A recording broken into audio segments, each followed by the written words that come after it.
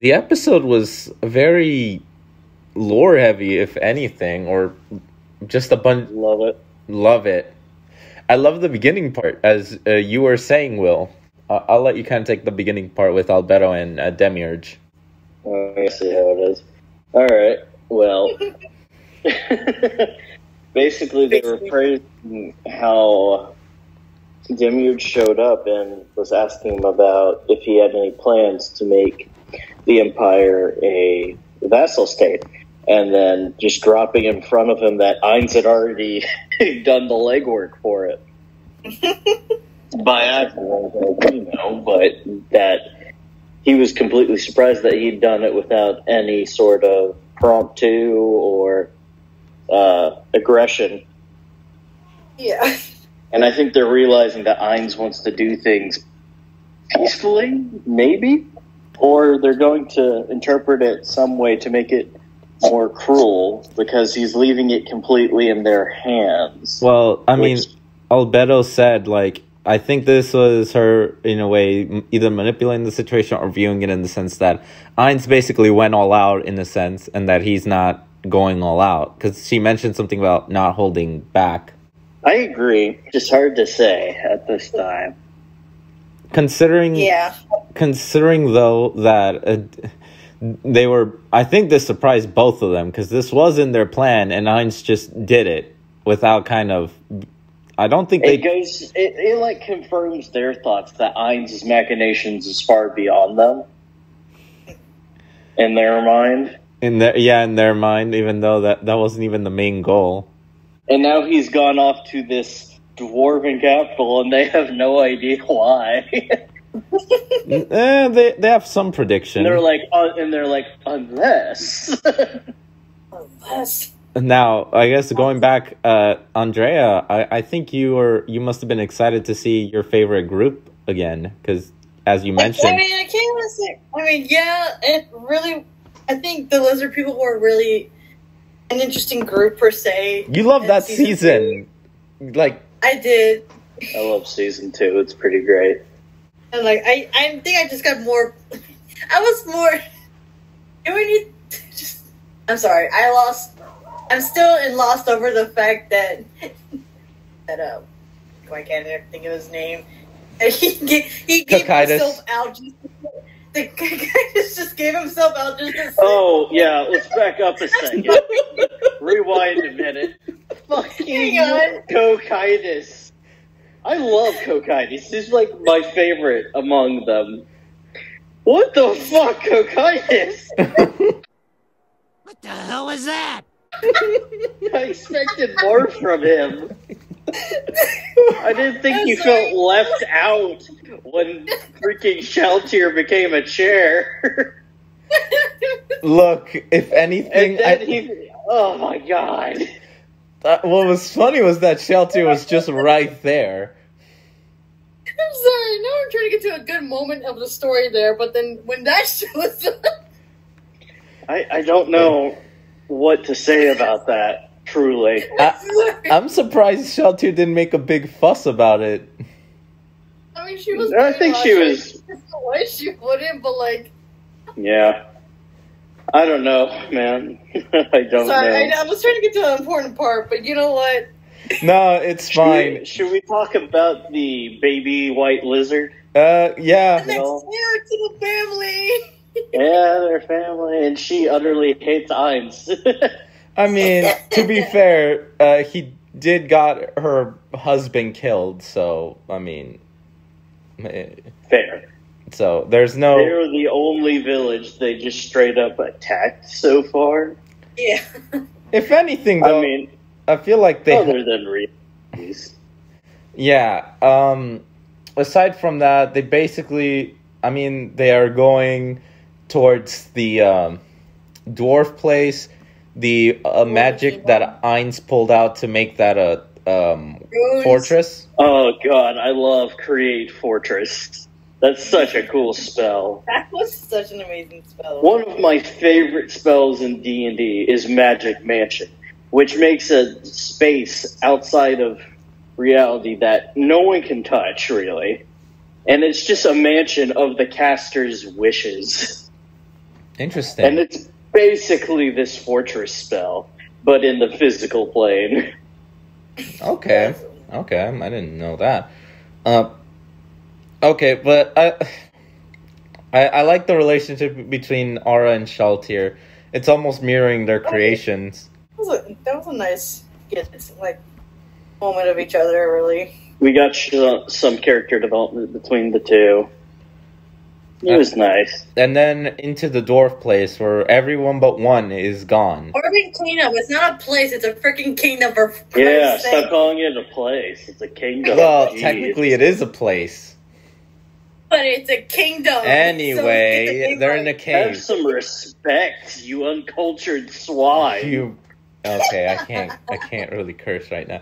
But if I could, I would put it into very, very harsh words on what I want to say, but whatever. Anyway. Oh, what's stopping you? You do it anyways. Say it right. Anyway. This kingdom was abandoned. We find the dwarf. Mm-hmm. It's a funny interaction between Aura and him.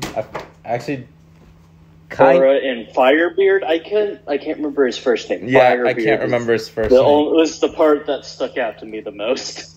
Yeah. It started with a G. It was neat. It was a neat name, but Firebeard stuck out to me more. Yeah. So, and then after that, I like the interaction with Ainz and him because, we get more explanation of the dwarves. Yep, and apparently they've become lazy and drinkers. I'm not even surprised. They move locations. After that, though, we get, those creatures coming in, which... Not familiar with those. Yeah, we'll just call them creatures for now, because I don't remember the name. Wolf things. It started with Q. It started with Q. It was a Q... No, I can't remember, but it did start with Q. No, it started with a Q. I just can't say the word. At least for now. What I was going to say is... This is the part we'll put the word on screen. Yeah, we'll put the word on screen. Yep. What I was going to say, though, is Shaltir taking charge. She's not doing what Season 1 Shaltir would have done. She's less reckless. Yes. And then... And she's trying to redeem herself from her mistake. Yeah. And then when she just, one of the cues basically is like, I won't say a thing, gets possessed. Immediately. I was like, that was going to happen. Freaking vampire in the room. And then it's like, oh, is the skeleton one, or the undead one, your servant? I just love this. Ainz sure, yeah. Anything to get him to talk. Which is funny because then he basically just starts telling that Shaltir is pretty awesome, and she kind of just backtracks a second. Right. But obviously we learn now that, the dwarves are in danger. They're going to get attacked. Not okay. Not okay, and that's where the cliffhanger stops that. Now it makes sense what Shaltir's going to do, as it's shown when she just massacres a group in the opening. Something, yeah. So, I guess, violence is the option at this point. Violence is always the solution. Violence solves a lot of problems. That's always say it's never, but sometimes it is always. Alright, but I don't think we've ever rated the episodes, or if I recall, we've just been talking how amazing the season has been, and it's still a 10 out of 10. It's still a 10 out of 10. Every episode has been a 10 out of 10 for me. Let's just say this: if every episode is if every episode's a 10 out of 10, then let's say episode 1's 10 out of 10, episode 2 11 out of 10, and so on and so forth. If we had to rate this one, has been a little weaker compared to the other two, but still amazing. I will agree. Yeah. Well, not really weak in the terms of lore, because we got a good amount and some funny comedy. Because Cocytus. Goddamn Cocytus. Let's be real. I want an explanation on what they were thinking. You'll have to ask the writer on that one. Yeah, you have to ask the writer, but I think the episode is still on the top. You could say it's the weaker one, but until we get the full season, well, I'll reserve that at the end to see which one was technically the weakest. But in terms of like pacing, information, and stuff, like I feel like it's still consistent with the other episodes because it's been a lot of exposition stuff, and this one has. Agreed. So this one had comedy, had exposition, and had a goal in mind of what's going to happen next. And just a touch of action. A touch of action. Anything y'all want to predict? Massacre. Massacre. We get to see... We're going to see the blood frenzy in full swing next episode. Yeah, I kind of want to go for that, actually. I want to see her... Because you don't, when Shaltier's in her blood frenzy, she has little to no control over her mind, and it's just an utter bloodbath. The first time we saw it happen, does not go into the depth of craziness. She will attack allies. I don't think she'll go crazy. I'll place a bet that she won't go that crazy. It's not a factor of her mental fortitude. It's a matter of how much blood is spilled. Yeah, I'll still make a bet that she'll find a way to control herself. I hope so, because based on what I've read, even a drop randomly could set it off.